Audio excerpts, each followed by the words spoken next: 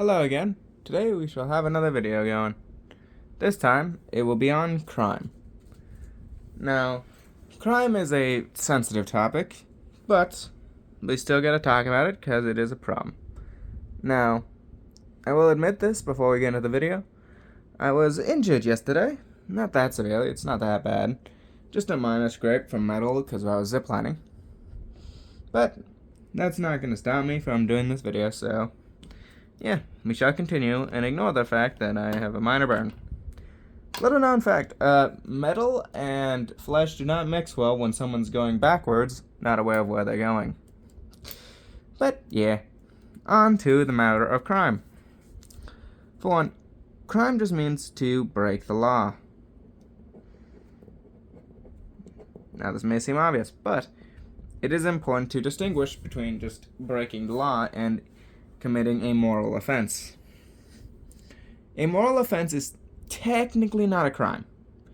Now, if your law system is based on moralism, then it likely is, but for example, there are plenty of people who cheat on their significant others, but they're not arrested. As a matter of fact, some of them become part of the news. I cannot believe for the life of me that a few years ago someone straight up wrote a news article saying that all women should cheat. But they did, and that person wasn't arrested. Adultery is not a crime, just a disgrace. So when I'm talking about crime here, I'm only referring to this, those who break the law. I think it's important to note two distinguishing bits here. I'll divide this down because this is important to me. 1. There are justified laws,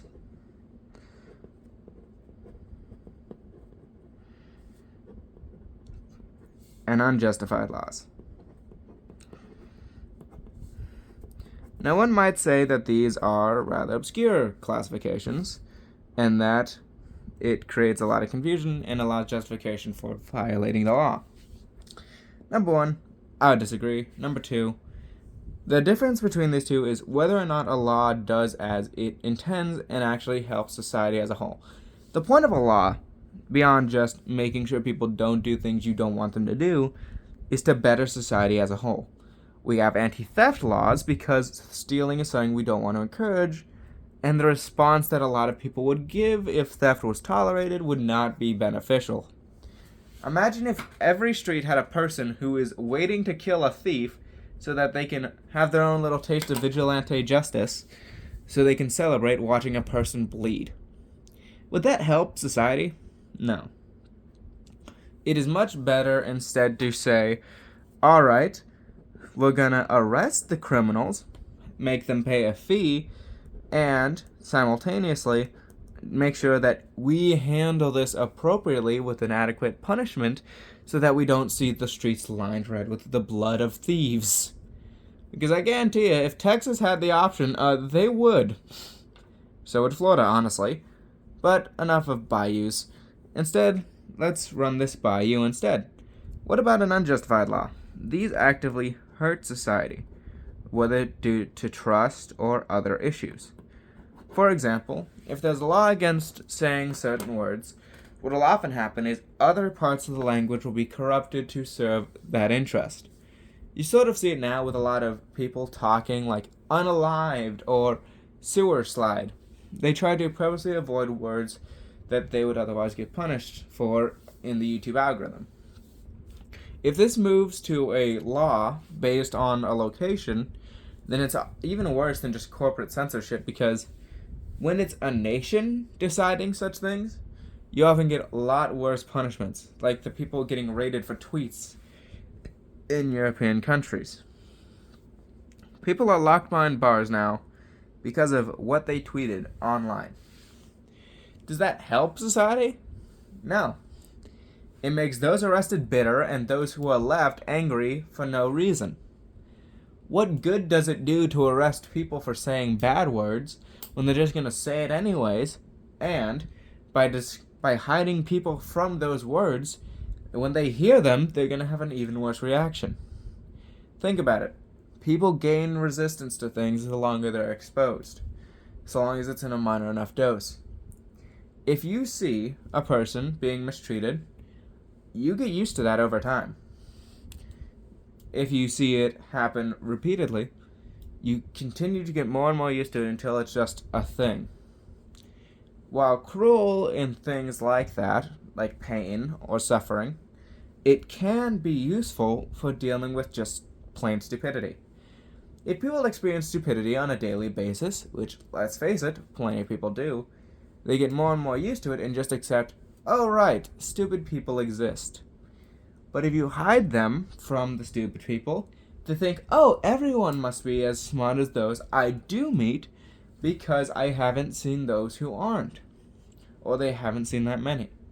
A stupid person would be out of the norm for them, and thus when they propose something that stupid people will take advantage of for their own self-benefit despite it hurting in the long run, they'll still think it works because they're working with the assumption that stupid people are minimal or do not exist. Let's face it, stupid people exist and there are enough numbers to sway elections, so maybe we shouldn't take that for granted. It's just a thought, but regardless, that does prove a point. Certain things must be allowed, even if bad, because to keep them away from the general public is effectively equivalent to denialism. It's just pretending it's not there. And you hope, oh, if we just pretend it's not there, it's not going to hurt us. Nah, things will find a way to hurt you no matter what. As a result, you need to let those things be aired in the public so that they can be sorted out properly. If someone says something really stupid and racist, it's a lot easier to publicly humiliate them and boycott their business than it is to deal with them after they're arrested and fined and are now hiding it so they don't get punished again. And especially if they know how to convince people without going overtly out and saying what they believe. Yeah, that can happen, and it's why you don't want the racists to just be kicked out. You want them to slowly but surely fizzle away and join the reasonable people. Naturally, you'll assume the reasonable people are you, but maybe not. It all depends. But regardless, this brings up the very simple reality of it. Unjustified laws should be repealed or replaced. If it does not help, it should not be there. Simple as that. Price controls do not help. Neither do many laws restricting natural rights. And so, they need to be removed, or they need to be replaced by something that does work. If they do not, then they are worthless. Remember, the point of a law isn't, oh, if it works in the ideal situation, then we'll be great. The purpose of a law is so that when things aren't ideal, the damage is minimized and society is bettered. Because let's face it, there is a very real fact that society will never be perfect. And so something that one thinks in their head, in a perfect world, will end up making the world better, will often backfire. And thus, it's better to make it based on its results. It doesn't matter if it had the best of intentions. You could have passed a law that was supposed to make everyone happier, healthier, and better off. But if it doesn't succeed at what it's promising, then it should be discarded, without question. Now what about the justified laws? They must be enforced under any circumstances. Because if a law is important enough to keep, then it must be enforced and made sure that it works. Because to tolerate dissent when a law is necessary to help society is to allow for society to rot from the inside out. And punishment must be used. One may say, well, certain crimes shouldn't have that severe punishment. And you're right. I don't think a petty thief needs to be shot in the head. But if you are committing a major offense where it is very unlikely that you are going to reform, you must be punished severely. Some people suggest life. I'll be frank, it's cheaper just to put a bullet in a pistol and shoot. So take a wild guess where I lean. As cruel as it may be, efficiency does exist in that path, as long as the law doesn't stall for 10, 20 years like it does with so many of those people on death row. So yeah, if you're wondering why it's so expensive to have an inmate on death row, it's the people who don't want death row and use it as an argument. Because they're the ones who keep them on death row for so long. By stalling and stalling and stalling. But, regardless, back to the point.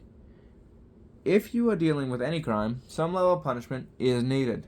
Because if the law is justified and it should be maintained, then it must have something to disincentivize. Let reformation be the incentive to get better, and let punishment be the disincentive to continue further action. For example, a carrot for good behavior, a stick for bad. If you use both, you're much more effective.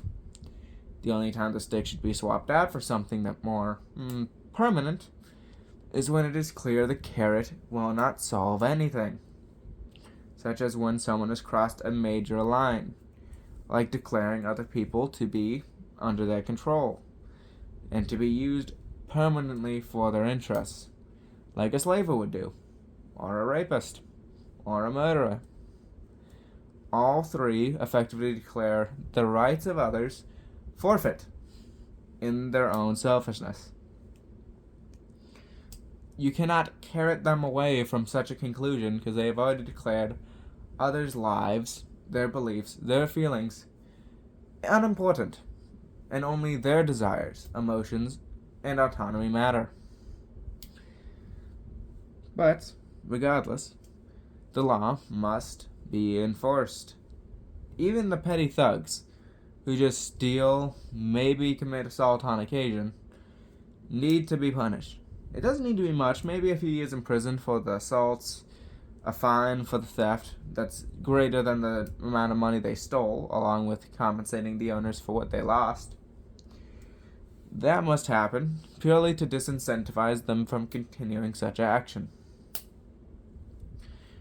Beyond that, well, reformation is an option for the lighter crimes, but it all depends.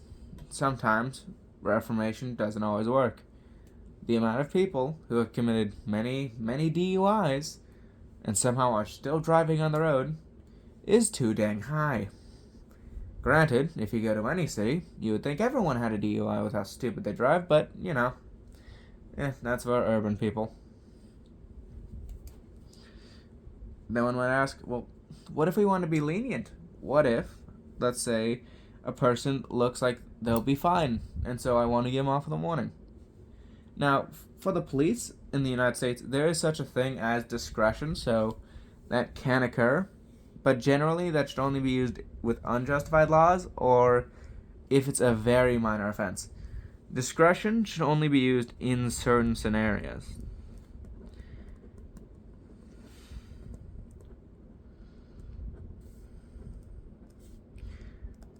Like, for example, speeding. It's not a good thing, but it's not too bad of a thing either. Just very, very stupid. So giving someone a warning and saying, hey, maybe watch your speed, sometimes that's enough. If they repeatedly do it, drop all the discretion, punish them. But you must save that discretion for very specific scenarios, like someone who's speeding for the first time, because if you show too much mercy, what will often happen is people will take advantage of your kindness. There are plenty of people who will gladly say, oh yeah, thank you for the demerits officer rather than the full-blown felony punishment I would receive otherwise for this action. Think those containing drugs that are illegal, and use it as an excuse to get away from major crimes. There are plenty of people who will gladly take advantage of stuff like that. And the police, along with everyone else, must remember, you will not always deal with kind people. I know a lot of media likes to portray some criminals as good and moral, but we must remember, when it comes down to it, those criminals will be used by those who aren't for their own advantage, particularly through association. Al Capone was a notable example of this, who would murder people in broad daylight, order hits, make sure people are laying dead. But He made sure to keep a public relations and show himself to be a good criminal, a nice family man who really cared about the people of his city. Did he? Not really. I mean, he buried quite a few of them in the name of his empire. But he used his association with good things, charities and the like, to make it look like he was better than he actually was. And that's the thing that a lot of people forget when they say, you shouldn't do this, or you shouldn't punish this. Especially when it comes to the death penalty. They think maybe it'll be a reformation. Maybe some people will reform. Many people will not. That's just how things are.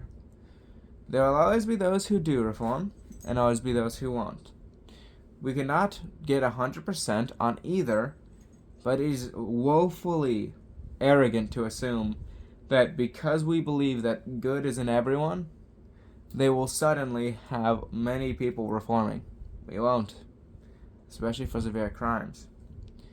As a result, we must minimize, to the best of our ability, personal discretion when it comes to punishment, especially of severe crimes, like felonies. The point of something being as high as a felony is because it's really bad to do and damaging to society.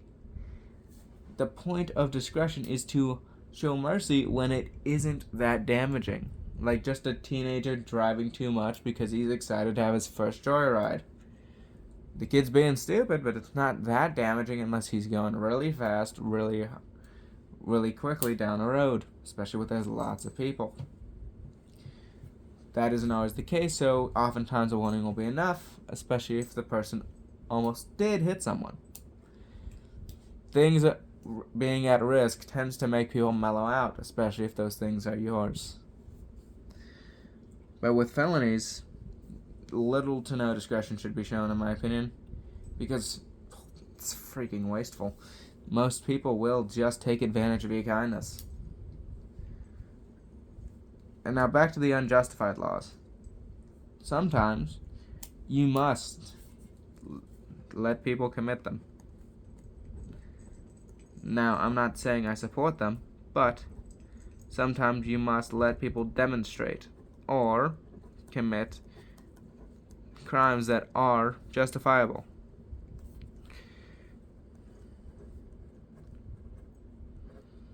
For example, the United States had two laws implemented around World War I. The Alien and Sedition Acts. Not Alien, it was Espionage and Sedition Acts. I was mixing up the ones from Afghanistan. They allowed the president to punish people for merely protesting World War I and the U.S.'s military efforts. That is not justified, nor should it be acceptable. Someone demonstrating and showing they do not support such actions, even if it means violating said acts, is not wrong. Because the crime, in this instance, is only a crime because the president is a freaking vegetable. Well, more accurately, he's an idiot, but frankly, I'll save my bashing for Wilson for another video. Regardless, the point is, if a crime is still there on the books because the president, the Congress, or the courts deem it useful to their own ends, despite being a dangerous or otherwise hurtful law, demonstration or active disobedience is sometimes necessary. That's just reality. There is no problem with demonstrating that a law should be removed, unless such situations where the law you're going against actively helps society. Now, how people define help society is dependent on their own interests, but I think we can both agree needless damage is not on that list.